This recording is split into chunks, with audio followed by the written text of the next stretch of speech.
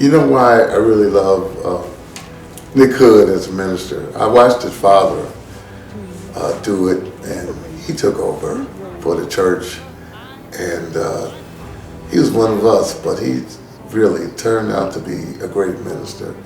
I know it's hard, and that's something that I know that all ministers may not be doing what they're doing because for the right reasons, but I know it's hard. I know he's a beautiful man, and we've been knowing each other for over 50 years. I believe in him. He's inspired me in so many ways to do what I'm doing and try to be the best at it. Make sure you watch Nick Hood's ministries. You'll never be the same.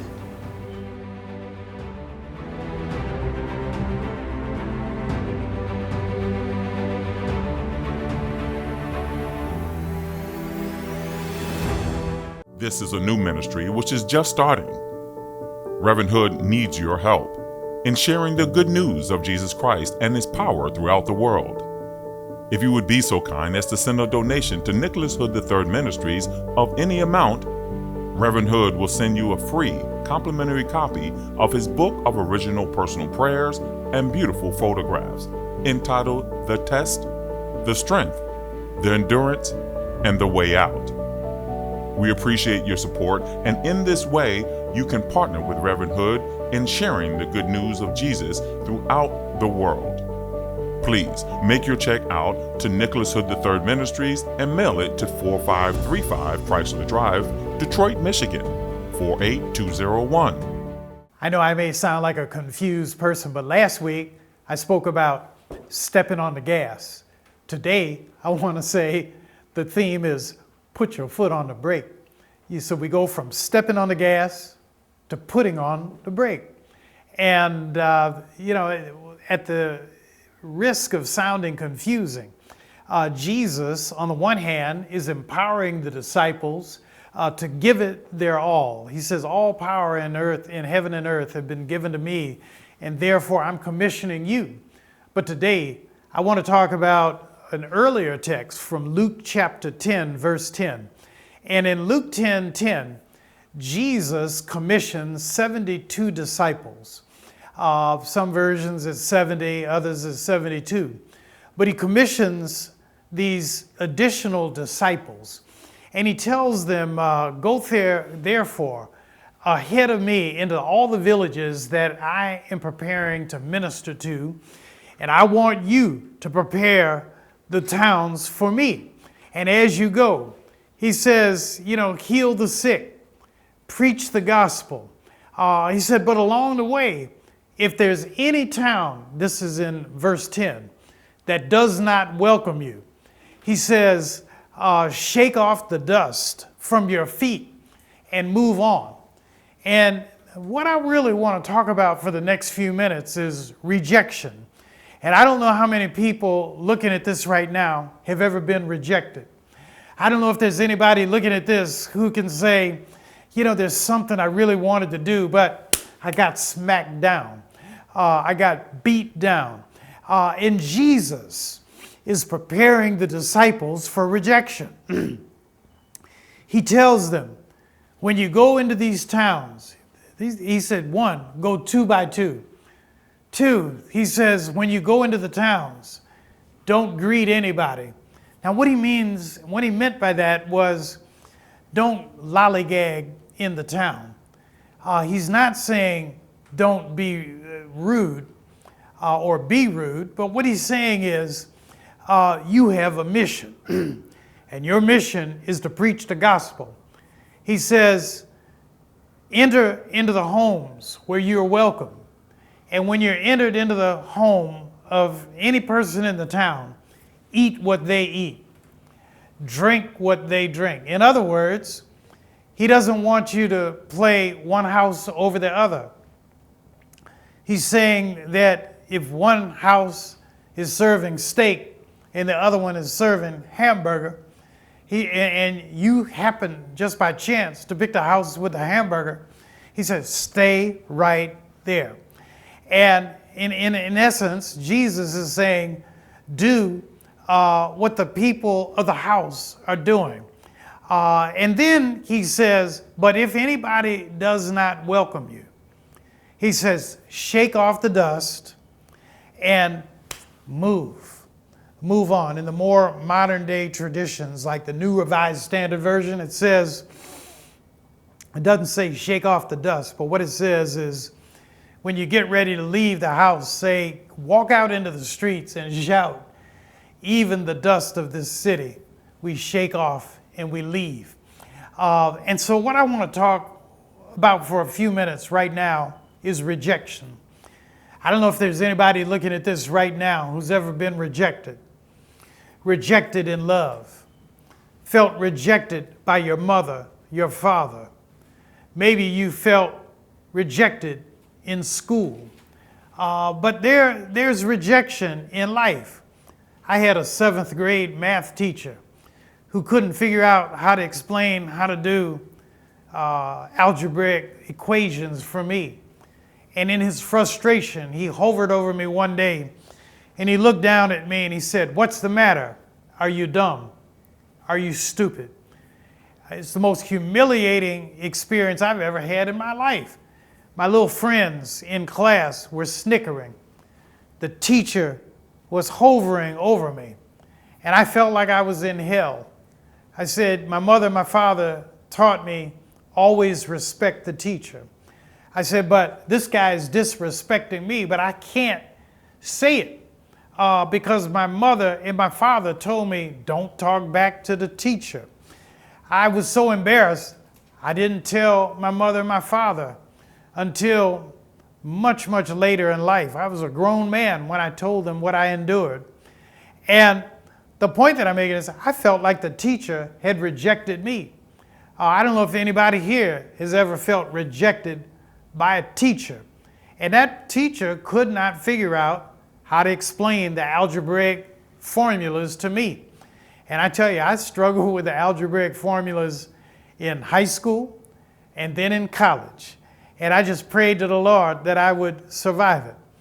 But the point that Jesus is saying is when you are rejected, he says at some point you've got to cut it loose. When Saul is made the first king of Israel, and Samuel the prophet grieves over Saul because Saul does not turn out the way he envisioned that he would. Finally, the word of the Lord comes to Samuel the prophet and says, how long will you grieve over Saul? And at that point, God tells Samuel, you've got to anoint a new king. And that's the point when David is anointed. But in life, there are moments of rejection. And I know there's got to be somebody looking at this right now who's saying, you know, I felt rejected in love. I felt rejected at work. I felt rejected in my politics. And what the Lord is really saying to the disciples in Luke 10 is that when you get to the point of rejection, at some point, you just have to move on. You've got to move on. You've got to put on the brakes on the one hand, but then you got to step on the gas on the other hand. And, you know, there are many, many points that we can make from this. And one of the main points is that we have to be confident enough in ourselves. We have to be confident enough in what the Lord has called us to do, to know when it's time to shift gears and move on. As a pastor of a church, I've had many times throughout my ministry where sometimes people are not supportive. And it grieves me if a person is not supportive. Because at that point, I hear the voice of God talking to Samuel, which says, how long will you grieve? How long will you grieve for this person? And you want to pull everybody together, but at some point, you just have to move on. And that is a hard lesson for us to learn. But at some point, we just have to draw the line and say, it's time for me to try a new career. As much as I love marriage, and I'm in my 47th year of marriage. I'm very pleased with my marriage. But I have seen people over the years, and I've talked to people over the years, who told me marriage is just not working out. And it's not working out for any number of reasons. And because it's not working out, at some point, you just have to put the brakes on it. You have to when you have tried your best, when you've prayed your hardest, when you have done everything that you possibly could have done, and it still does not work, and you are grieving because you took a vow for better, for worse, for richer, for poor, in sickness and in health, to love and to cherish till death do us part. But at some point, sometimes, it just was not meant to be. And at that point, you have to draw a line in the sand, pray to the Lord, and ask the Lord to help you to move on. In my life, I talk to the Lord every day. And I talk to the Lord every day, and I ask the Lord simple questions. One of them is, when is it time to step on the gas? And when is it time to put on the brakes? And I pray for wisdom. I pray for insight. I pray for understanding. And I pray that when the shadows lengthen, the evening comes, the busy fever of life is hushed. When my time in this world is done, and the pearly gates begin to swing wide open, I want the Lord to reach out a hand to me and say, Nick, you tried your best. Nick, you preached the gospel. Nick, you tried to pray for the sick. You tried to visit people in prison. Now it's time to lay down. It's time to move on and to transition into life eternal, because you've done all you could. You stepped on the gas when it was time to move forward, but you also put on the brakes when it was time to say, I cannot go any farther. And so enter now into the joy of thy salvation. My friends, I thank you so much for being with me today. And remember, I am praying for you. Stick around, because I'm going to be talking with Dr. Ural Hill, a psychologist, about this whole concept of when to move forward and when to stop. God bless, and we'll be right back. We hope you have enjoyed the first portion of today's broadcast. This is a new ministry which is just starting. Reverend Hood needs your help in sharing the good news of Jesus Christ and his power throughout the world. If you would be so kind as to send a donation to Nicholas Hood III Ministries of any amount, Reverend Hood will send you a free complimentary copy of his book of original personal prayers and beautiful photographs entitled The Test, The Strength, The Endurance, and The Way Out. We appreciate your support, and in this way, you can partner with Reverend Hood in sharing the good news of Jesus throughout the world. Please make your check out to Nicholas Hood III Ministries and mail it to 4535 Chrysler Drive, Detroit, Michigan, 48201.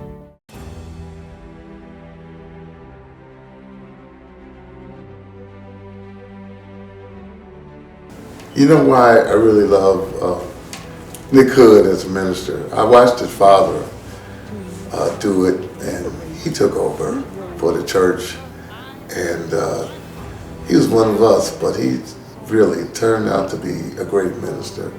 I know it's hard, and that's something that I know that all ministers may not be doing what they're doing because for the right reasons, but I know it's hard. I know he's a beautiful man, and we've been knowing each other for over 50 years. I believe in him. He's inspired me in so many ways to do what I'm doing and try to be the best at it. Make sure you watch Nick Hood's Ministries. You'll never be the same.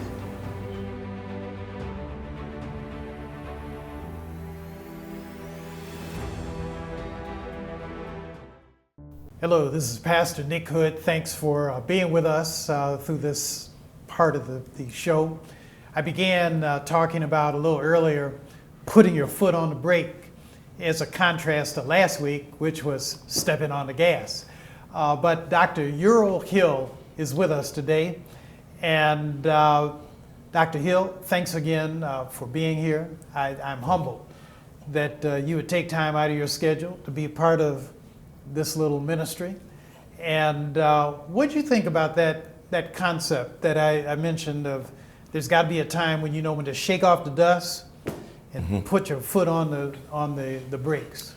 Well, first, you're humbled. I'm honored to be here. Thank you, Pastor Hood. I love that scripture. And psychologically, it's one of the, as you said in your sermon, as you shared, the greatest challenges we have in life is moving on. You know, there's a psychological continuum, an accepted continuum to the grieving process. Grieving isn't just leaving the loss of a loved one to the afterlife. We grieve, you know, it's in grievance in the contracts when we feel we've been taken advantage of in the workplace. We grieve it through the stewards in the union. Psychologically, we have what we call cognitive restructuring and cognitive reframing that we need to do. The brain protects itself and us by holding on to negative memories, defeats, traumas, more strongly than they hold on to positive memories, because the brain is protecting us from being harmed again. Whether that's in love, whether that's a student in the classroom who's been told you'll never make it, whatever it is, we'll hold on to that negative memory. It's like touching the stove and burning your hand. You remember, well, I don't want to touch that stove anymore. If someone gets a broken heart, some will go into depression, like they will overgeneralize all women to that one bad relationship, or all men. The point is, and this is what the majority of my clients come to me for, they come because they have some unfinished business. There's been something that hurt them or traumatized them, and they're stuck.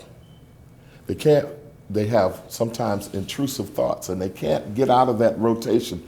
And we've got to help them to cognitively restructure how they processed that negative event and the negative self-talk that's repeating itself to them, that stops them from reaching their full potential and moving on. So Jesus, the wonderful counselor, is really giving advice, omnipotent, omniscient advice to how to move on. He's empowering people by saying, shake the dust off your feet. He's saying, I got your back. He says, shake the dust off your feet and move on. If they don't accept you, and then they don't accept me or my Father who sent me. We love you. We have you covered. Shake the dust off your feet as a testament against them. And he goes on to say, and it will be worse for them than Sodom and Gomorrah. That's right. He does. Right. So he's taking the bully, and he's taking the one who's been the victim and turning them into the hero and empowered. He says, when you shake that dust off your feet, if you've been righteous and you've preached the gospel and you've been humble, and if they throw you out or they treat you and they harm you, treat you negatively, he said, when you are mine, you're a child of the King.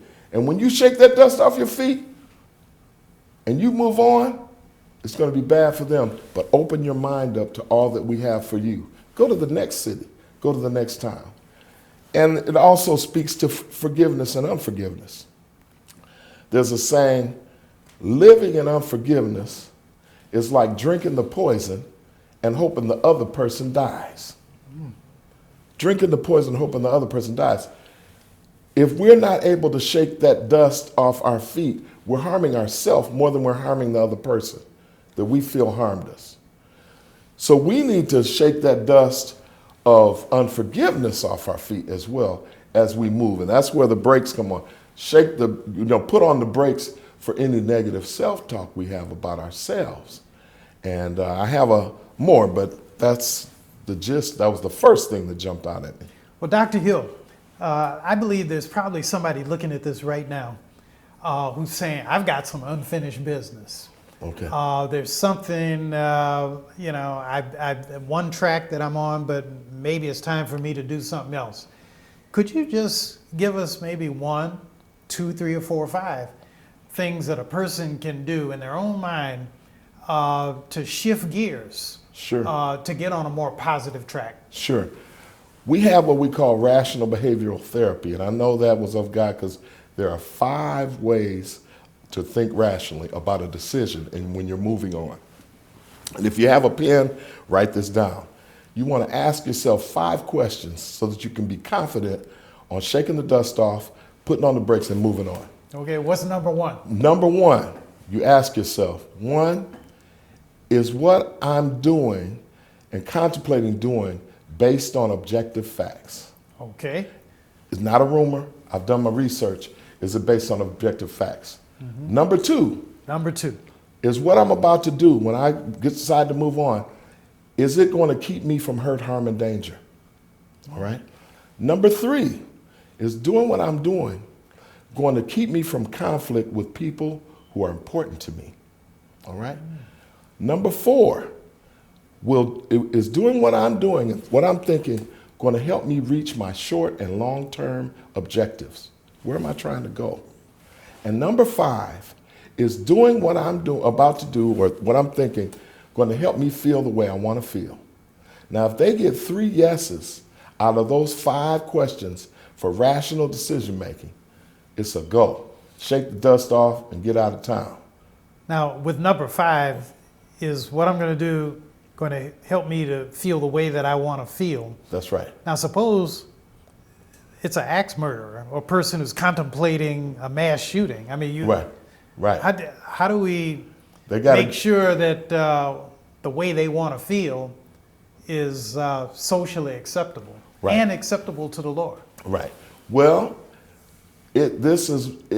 one, they need at least 3 yeses. Okay. So it's not just I feel the way I want to feel. Is it based on objective facts? Now, this is for people who are high functioning, normal brain folks. I mean, if you're an axe murderer and you don't have a normally functioning brain, you need more help than I can give you on this show. You might need to be, rehabilitated in a 24-hour facility, or maybe one of those facilities that we call a jail. So some people need to go to jail.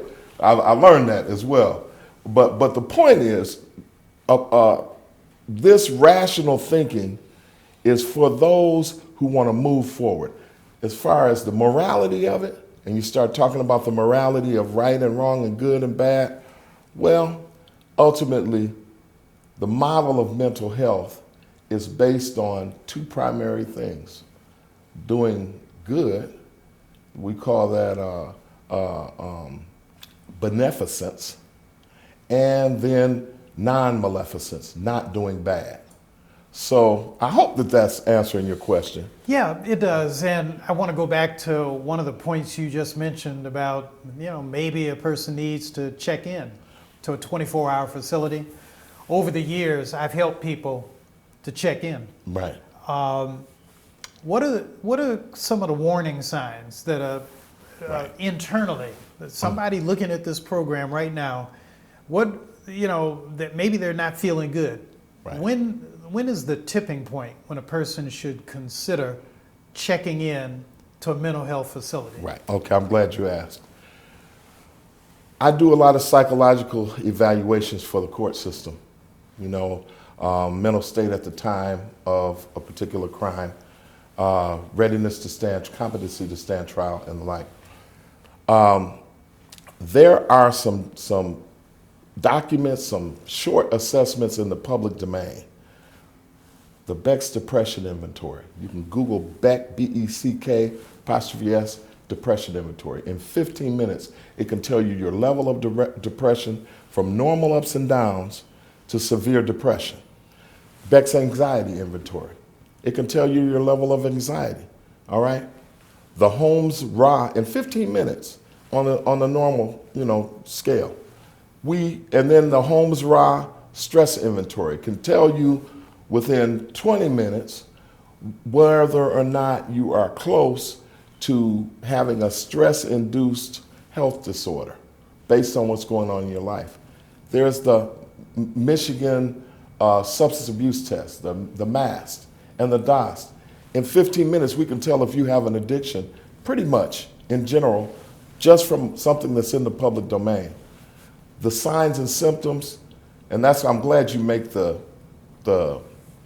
delineation. There's abnormal psychology and there's normal mental health counseling. There's counseling, there's clinical psychotherapy, there are social workers. All of us work in this continuum. We have a book called the DSM-5, Diagnostic and Statistical Manual for Mental Disorders 5.